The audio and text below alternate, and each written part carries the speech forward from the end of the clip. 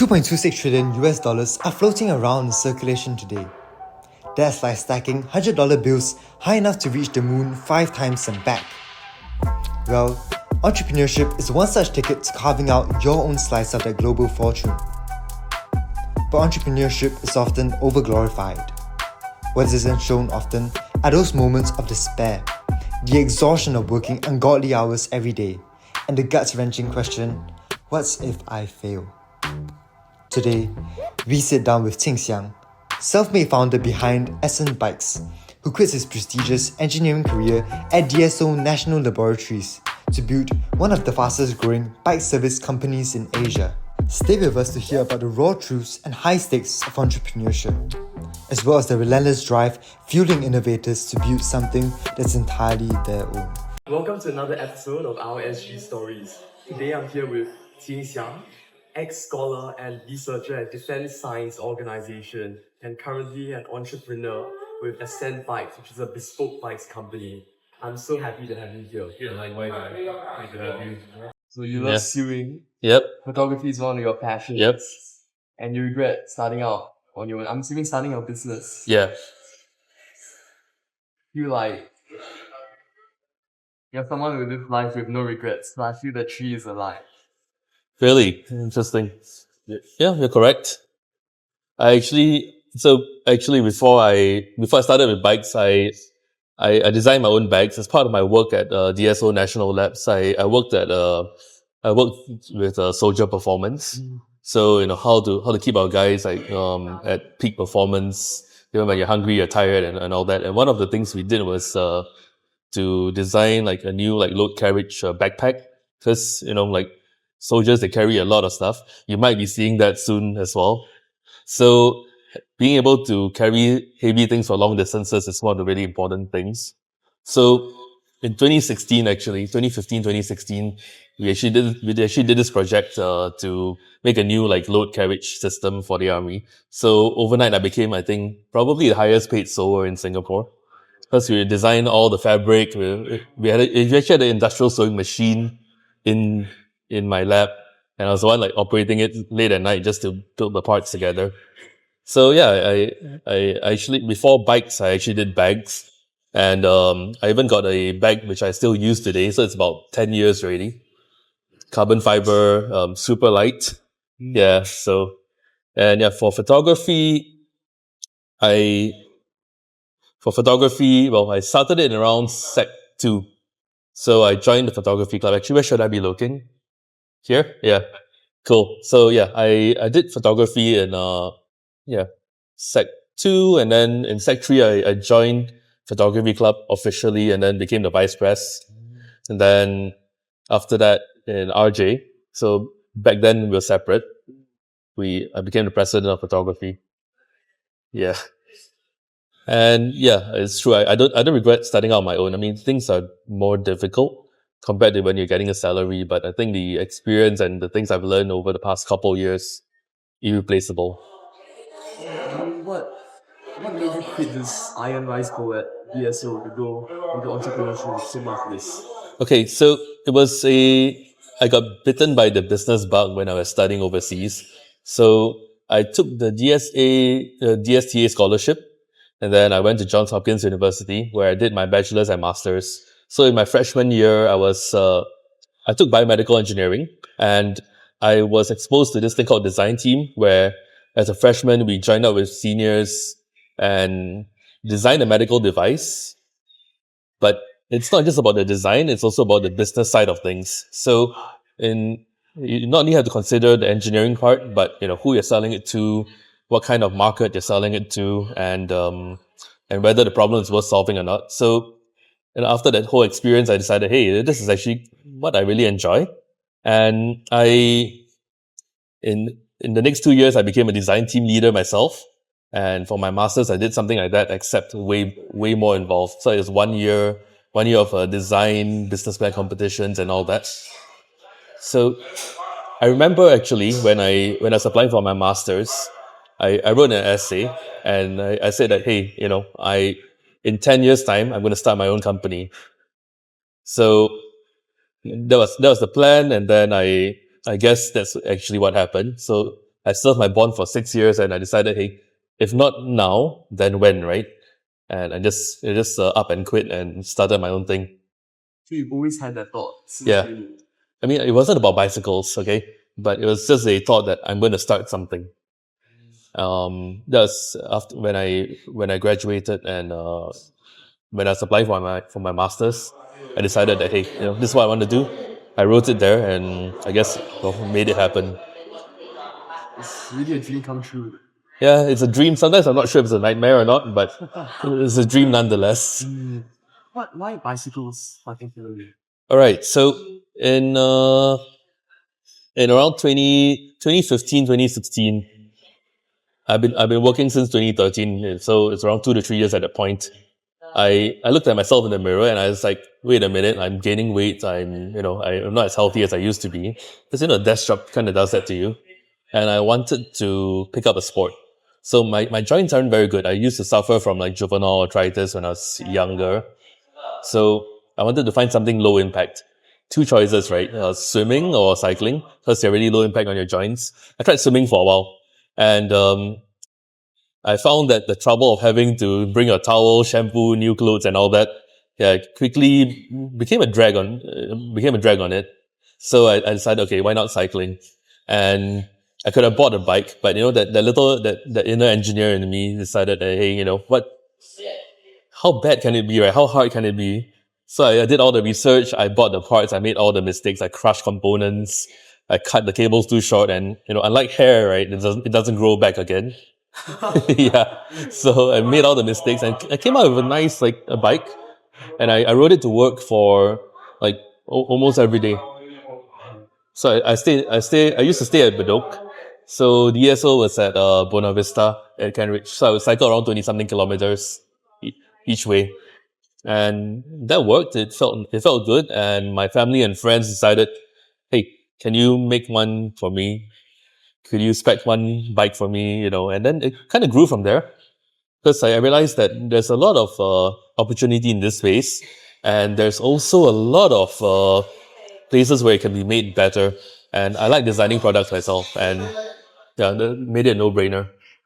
So your first bike as an adult is not bought, but it's built by yourself. Yes. So kind of funny thing, I before that I had only rented bikes from East Coast Park. And those bikes weren't the best. I mean, they're rental bikes.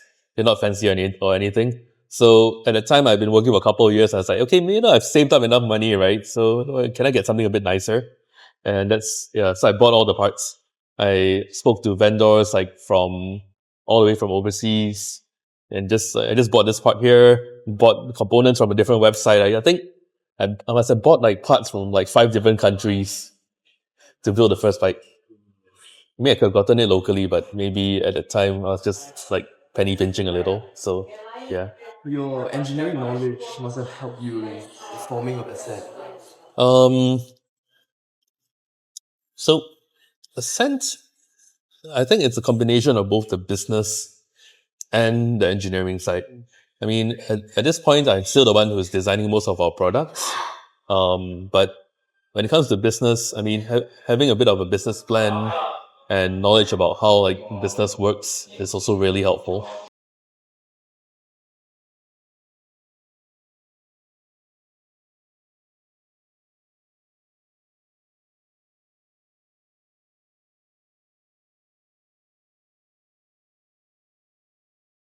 Okay, so it seems like you're quite familiar with this area. Sometimes I go out biking a bit. Okay. All right, so let's see. It's impossible for us to compete on price. For every bike that we sell, Decathlon sells probably 1,000. Right? We can't compete on price because we live in Singapore. Labor is expensive, and generally the cost of living is much higher. We can't fight a $200 bike that's made in China.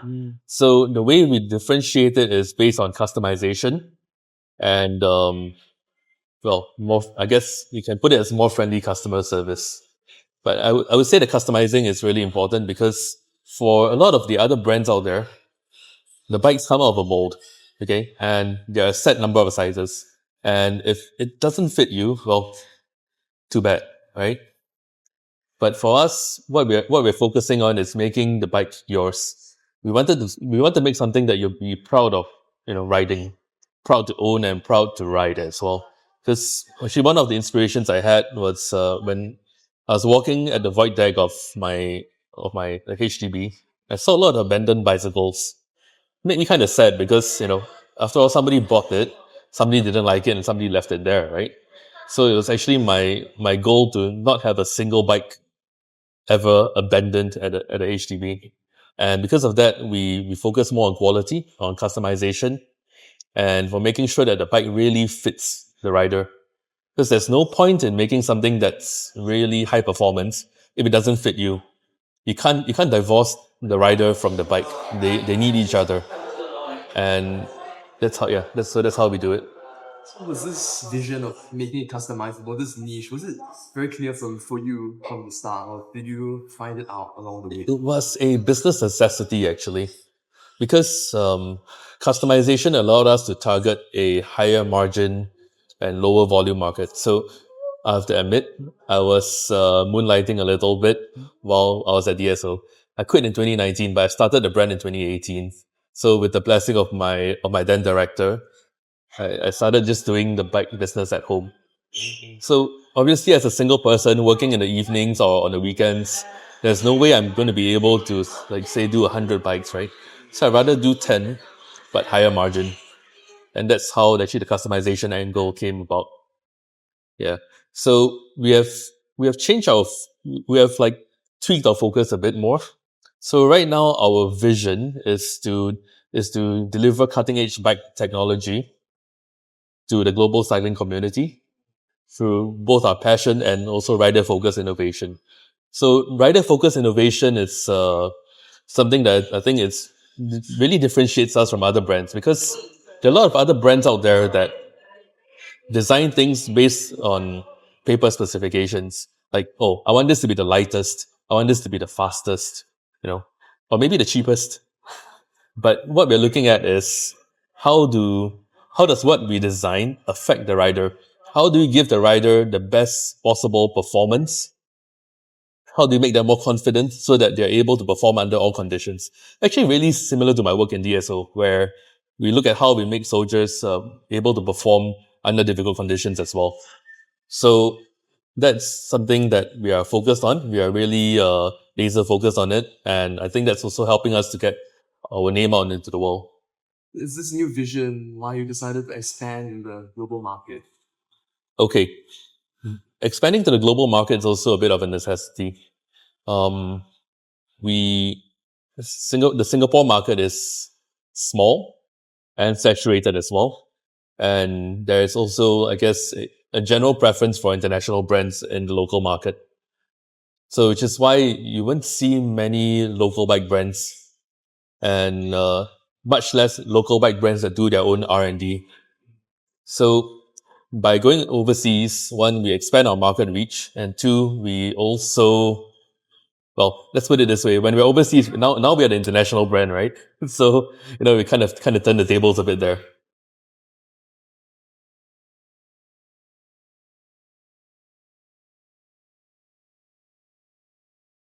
So Ascent is a completely bootstrap. Put in some of my money to start it, and we've been rolling it ever since then. So I mean, when it comes to business, it's always about revenue. But what a lot of people don't really talk about is the cash flow as well. Because especially when you're starting up a hardware based business, there are a lot of initial investments that come in, and the revenue doesn't come in until later as well. So making sure that we could grow in a sustainable manner was really important, because I mean, I can't afford to, like, splash like millions of dollars of investor money, because I don't have that, right? So how do I take this amount of money, roll it, grow it, and reinvest it, grow it again, and how do I manage the cash flow? That was actually a really tough part.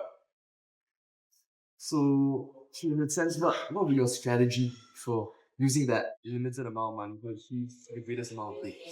Okay, so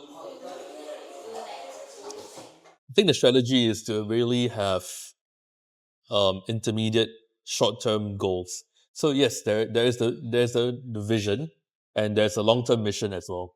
But you need to see, like, at each point in time, how do I monetize this? So I put in this amount. How can I make it back and grow it?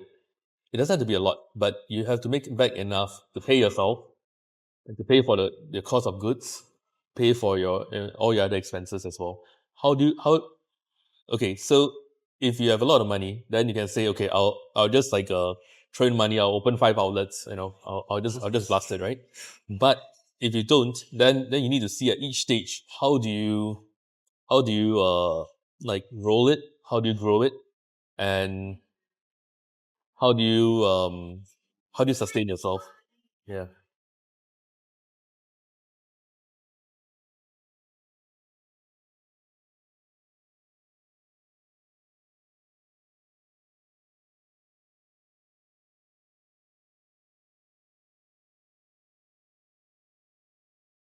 I think that you have to cultivate resilience, because things are going to go to shit at some point, and actually more than once as well. Sometimes you look at your bank balance and you're like, this is way too low for comfort.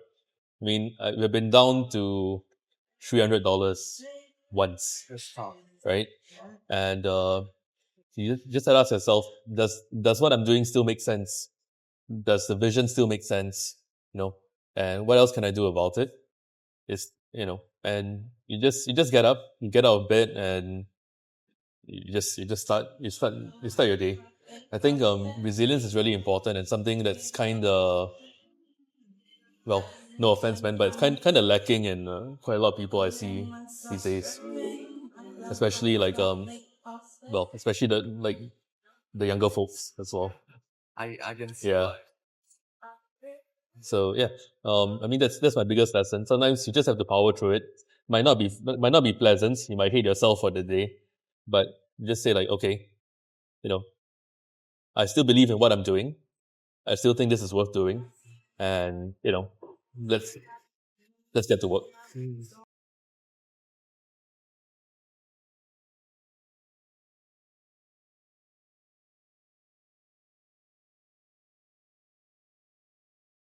Yep. Wow, advice.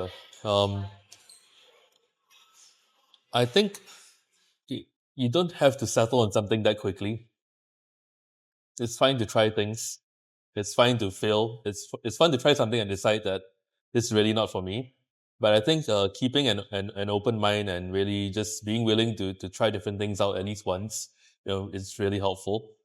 Um, so it's kind of interesting that, like, when I was overseas, I found that, like, a lot of people had really diverse hobbies. Like, I would have a guy who is a marine biologist, but who also volunteers at the local firefighting station on weekends, right? So, the range of experiences that people have when they're overseas is quite different, compared to what we have here. And what I encourage for you guys to do is give something a try. Might be really oddball. I mean, I even went for like a leather working class once, just for the heck of just for the heck of it, right? Like, I didn't know that I would like it. I mean, most of the time you try something, you might not like it, but um, just simply being there, experiencing it, helps to make you know know what you want and what you don't want as well. So give things a try, and yeah, see how it works out.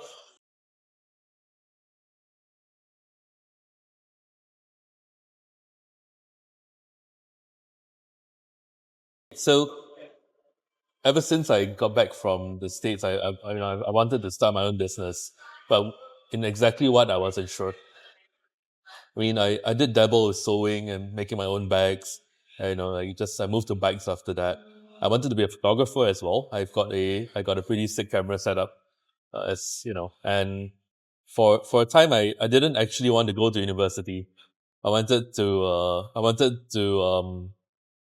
I wanted to start off as a photographer, like, just after JC. And thank goodness my parents are like, are you really sure about that?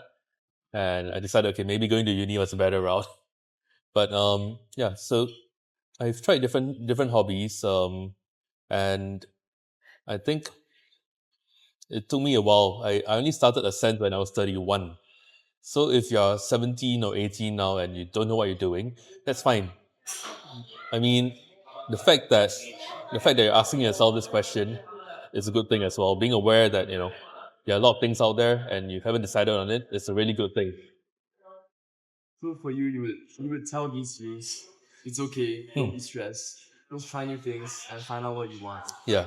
So I find that when you're a teen, I mean the world suddenly expanded a lot, right? And I find it personally a little weird that you're expected at 18 years old to decide what you want to do. I mean, you're like, let's say you apply for medical school. People are like, okay, I want to be a doctor, but are you sure you really want to be a doctor? Are you sure you know what kind of sacrifices you need to make in order to be a doctor, right? And they're asking you to decide this when you're 18. You apply for med school, right?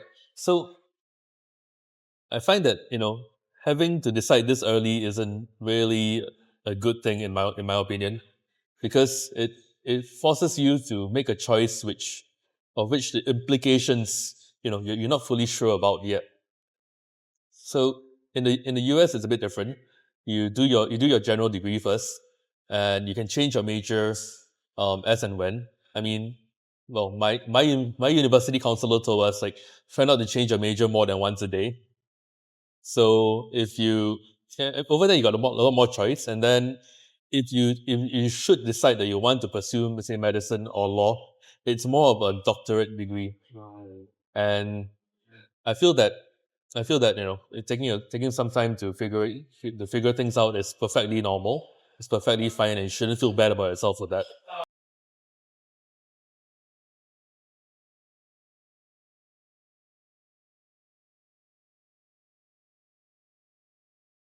So I wouldn't call myself successful just yet. But I think I think joining this hustle it's a good thing. You learn a lot. But what I would say is that when you start out, you don't have a lot of resources. I mean, unless of course you have rich parents, which good for you. But if you don't, right, figure out. I think the most important thing before starting anything is to figure out what kind of problem you're trying to solve. Because if you start a company to make money, you're not going to make money. If you start a company to solve pain and problems of other people, then you have a better shot at actually being successful. So talk to people. Most importantly, talk to people. Figure out what's bothering them. Figure out whether there's a demand for your products and services that you're trying to offer, and then come up with a minimum viable product or service. What will it what will it take, the absolute minimum, right, to prove that there is some worth in the idea that you have? Because face it, I can be wrong, you can be wrong, everyone can be wrong as well. And the important thing is to fail early, fail fast, and fail better. So you you start you start by making a little product, and then if it gets traction, okay, you're on the right track, and then you can pour more resources into it. If it doesn't work, okay, maybe you have lost 2 months of your 2 months, 1 month, couple $100. That's fine, right? It's a good learning experience. You'll be back next time and you'll be better. But what you shouldn't do is to pour yourself wholeheartedly into it without knowing whether it has a chance or not. Yeah, so it's really about the process of research of Yes. knowing your minimum viable product. Yes. Try early, and if it doesn't work, drop it. It's okay. No one's going to judge you for failing the first time. You might be wrong, but if you learn something that helps you design the next one better, or start the next business better, well, that's worth it.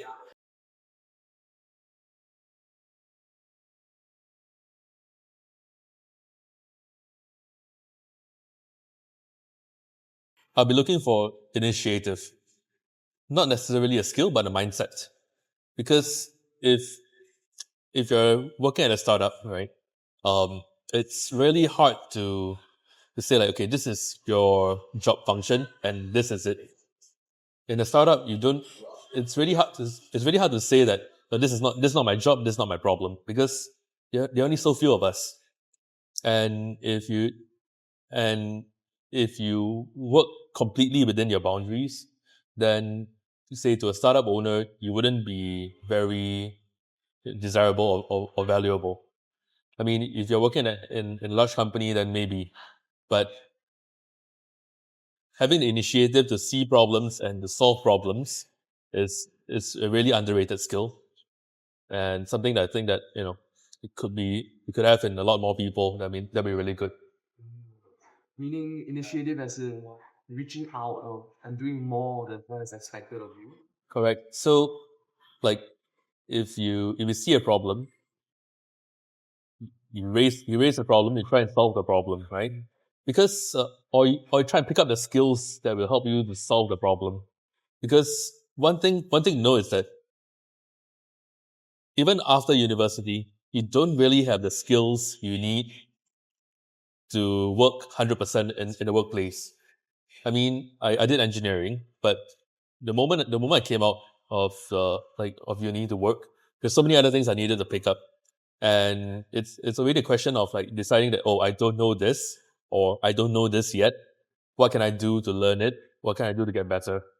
And I think that that'd be a really really important like a skill or mindset to have.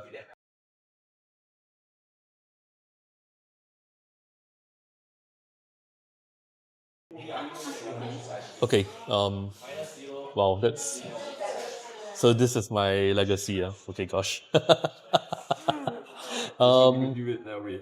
All right. Entrepreneurship isn't for everyone. Some of you are better off working at a stable job. Some of you might decide that you wanna take a risk. That's fine. It's all good, right? Do what do what makes you happy. Do what makes you fulfilled. Do what gives you a purpose. And yeah, I mean that's really it. Because I went down the entrepreneurship route after working in the civil service, for a couple of years. Right? They're really different. I'm in terms of pay, yeah, I miss the salary I used to have. It's good, right? But at the same time, like starting a business was really empowering for me. Made me it made me realize like there's so much more I had to learn, and there's so much more out there as well. So really, depending on what you like, to choose either of those routes, and they'll both be equally valid. Yeah. Thank you so much. I think your whole story and your journey is really truly inspirational. From Thank you. leaving ESO, starting your own company, and you've not just taught us about entrepreneurship, about finding a niche, creating your minimum viable product, doing your research. You've taught us about life, about resilience, about initiative, about never giving up. I think it's a very powerful message that I'll use it for today. So thanks so much for being here. Hey, most welcome. Yes. That's it for this episode of our SG Stories. We'll see you at the next episode. All right. See ya.